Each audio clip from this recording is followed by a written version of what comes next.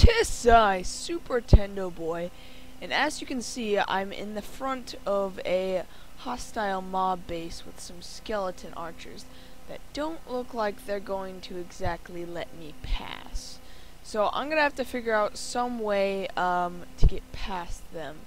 Let me just run over here, take cover.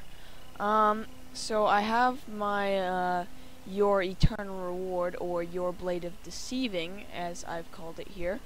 And if I deal the final blow with this knife, then I will be able to transform into whatever that mob is that I just killed.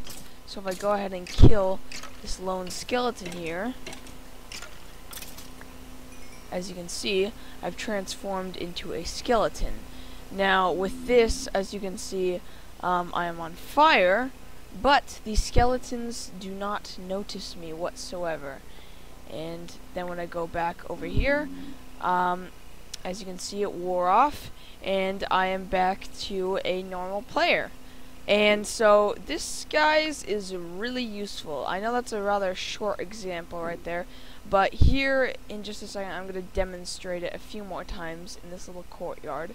So we have our little zombie pigman friend, and I can just go ahead and deal him 2 blows, and then as long as the final blow is done with this little knife here, I can transform into a zombie pigman.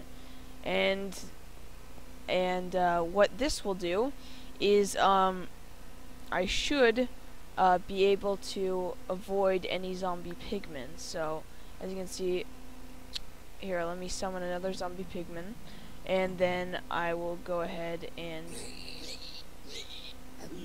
kill him. And then when see, there's a zombie pigman there now, but when I attack him, he will not attack me like he normally would in survival, because I am one of his kind. And as you can see, it wore off again.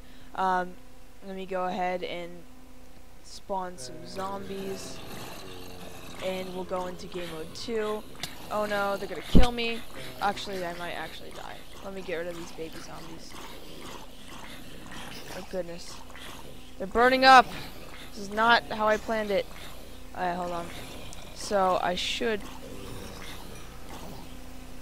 turned into a zombie, and this zombie will no longer attack me. Zombies in general will no longer attack me if I can manage to summon one, but I can't because I'm transformed into a zombie. But there we go.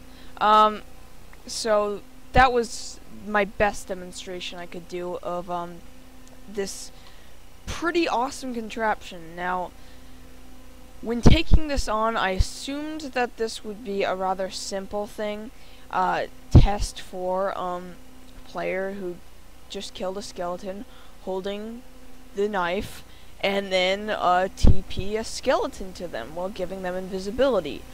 But it turns out I had to make it a lot more complex than that, and I'll go ahead and demonstrate. I'll go ahead and show you guys all the redstone.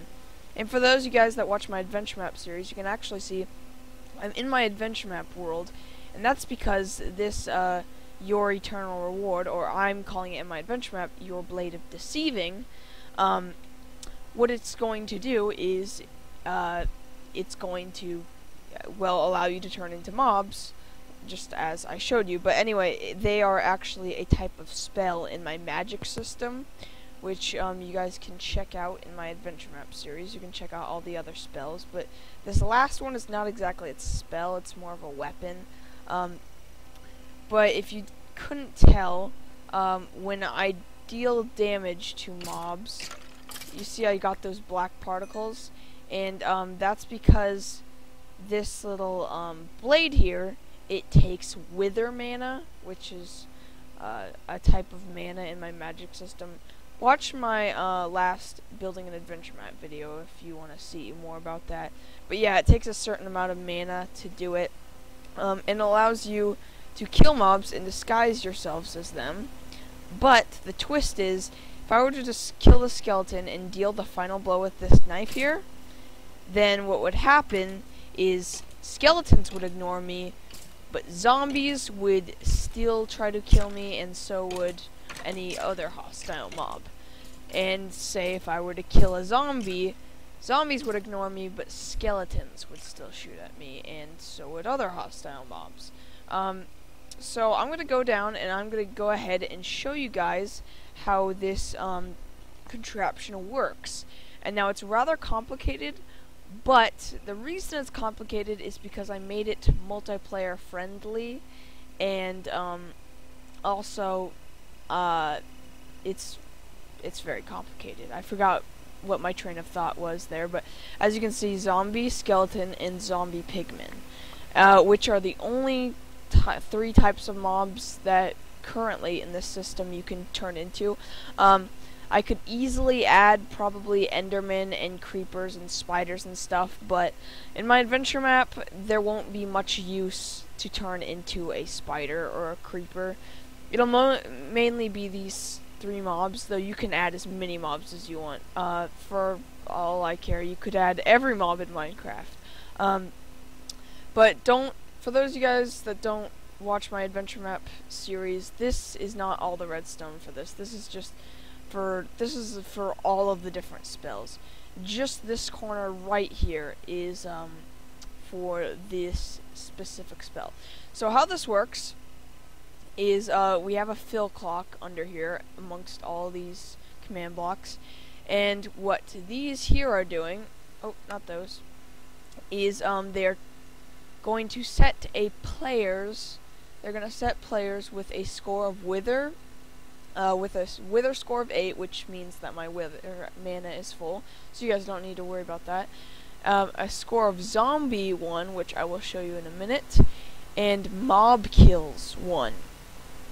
And they also need to be holding the blade, and this tests for one of the selected item slots.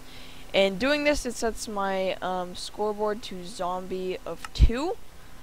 So if you got any of that, pretty much I'm going to break this down for you. Right here, this tests for if a player is within 2 blocks of a zombie. If they are, then they will get a zombie score of 1. If they are not within 2 blocks, they will get a zombie score of 0.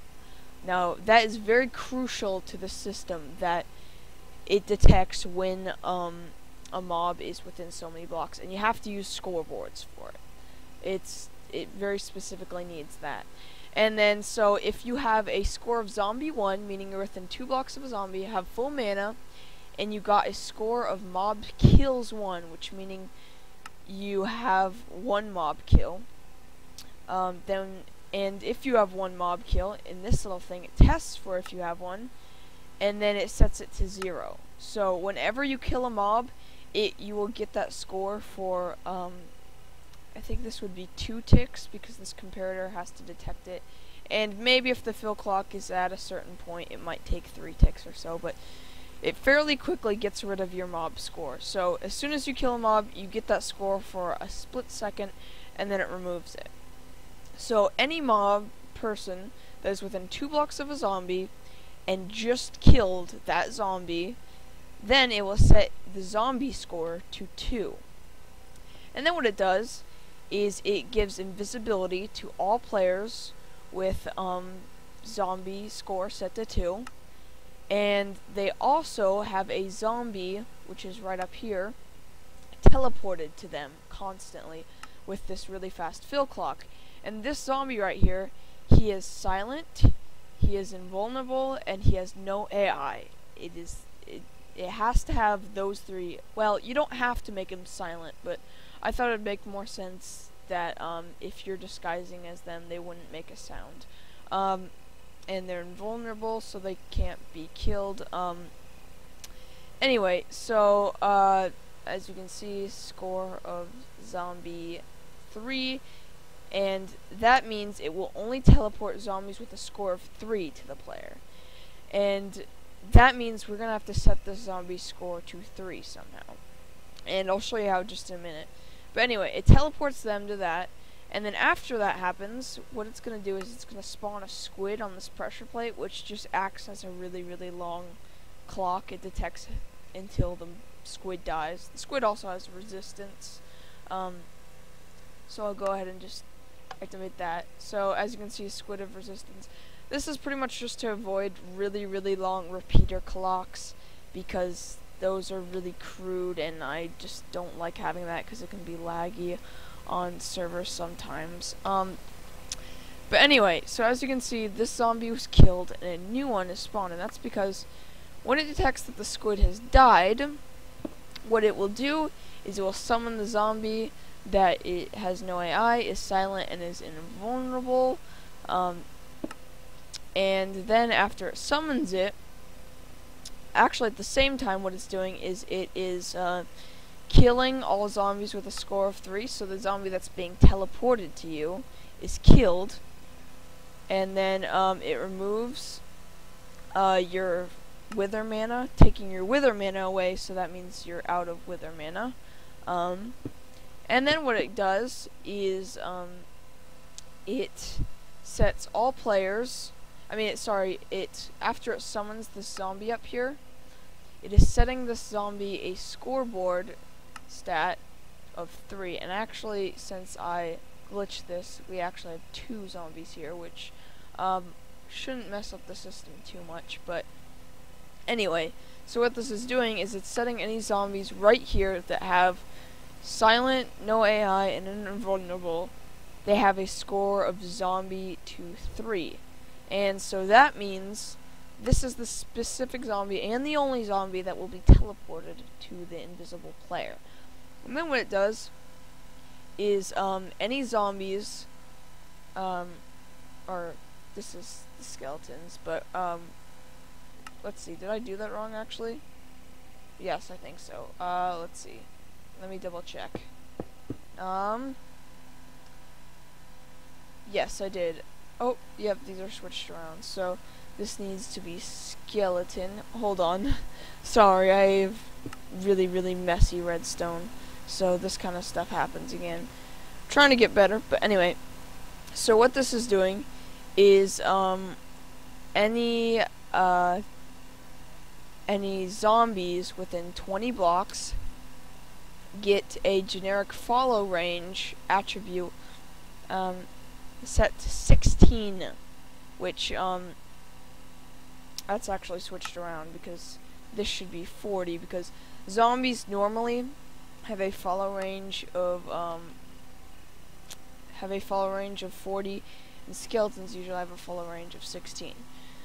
Now, it just sounds like I'm blabbering gibberish, because why would you want to set all mobs' follow range to what a default is? And that's where these command blocks right here come into play. So, all skeletons that, all players that have a skeleton score of 2, or actually be better to demonstrate with the zombie, because that's what I was talking about. So, any players with the zombie score of 2, which means they are transformed, all zombies within 18 blocks get a follow range of 001, which means that they cannot follow the player. Meaning that when you are transformed into a zombie, all zombies within 20 blocks will not see you entirely. They'll just ignore you.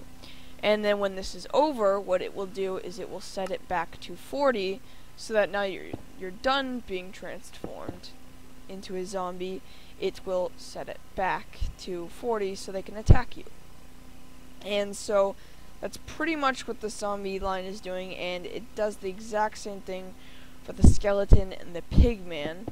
Now, I'm sorry if this was really, really difficult for me to explain, and this redstone is also really messy. I'm sorry about that, but I just kind of wanted to show you guys this concept. I assumed that if you clicked on this video, you probably know kind of what's going on here.